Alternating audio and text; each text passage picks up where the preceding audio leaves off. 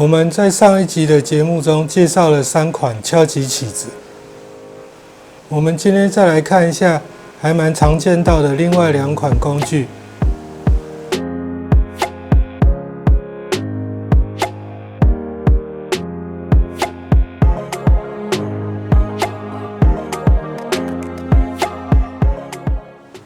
各位朋友，大家好。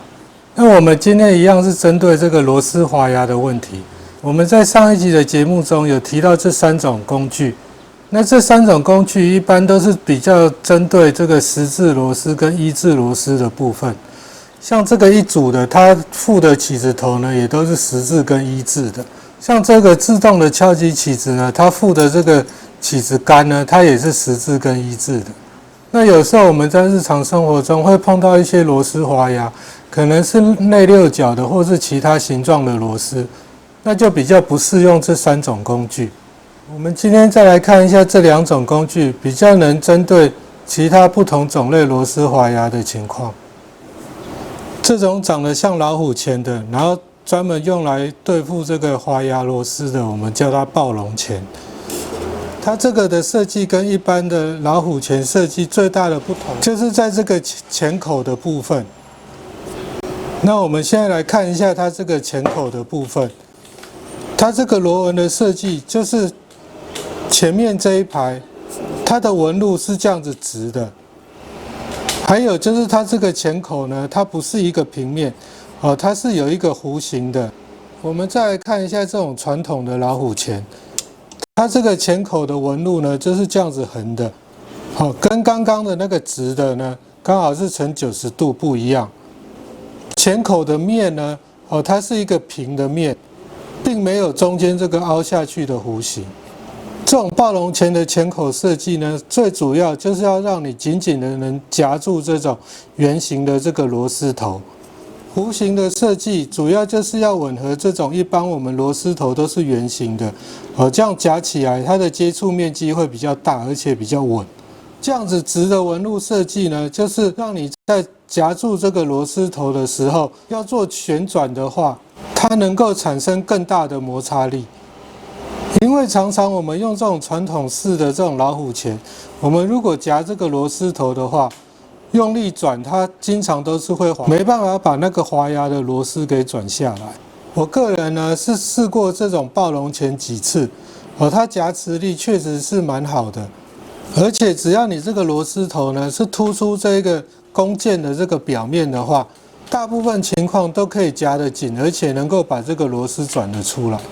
除了长得像老虎钳这一种暴龙钳之外呢，市面上也有一些长得像这样子大力钳的。如果你是要拿来对付这个滑牙螺丝的话，你可能要稍微注意一下这个钳口的设计。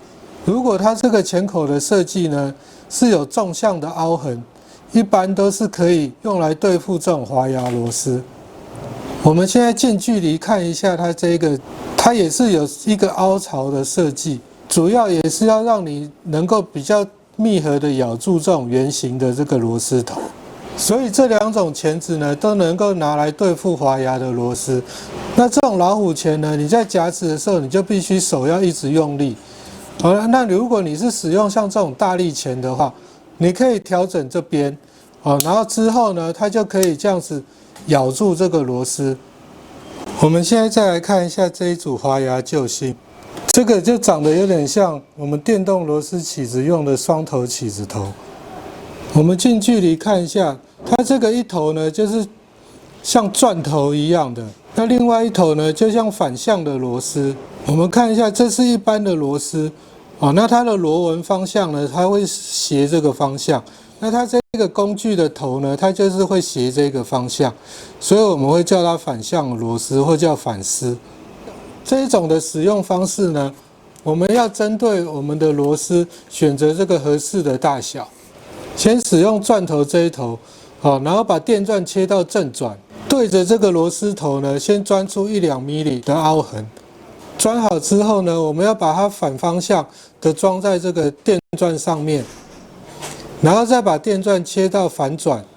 再来，我们要用反丝这一个头呢，塞进去我们刚刚钻的那个洞，然后用力的顶紧，然后启动你的电钻，那要注意那个速度要控制再慢一点。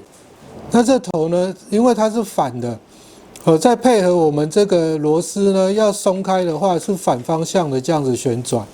它这个头呢，会在这个螺丝头里面越转越紧，然后增加摩擦力，然后反转把这个螺丝给卸下来。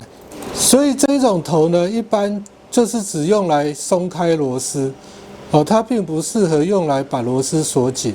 这一套工具呢，我个人也是有实际使用过，也是可以把滑牙的螺丝给取出来。那我们今天的影片就跟大家分享到这边。如果喜欢我的影片，记得帮我按个赞，然后分享我的影片哦。我们下次见，拜拜。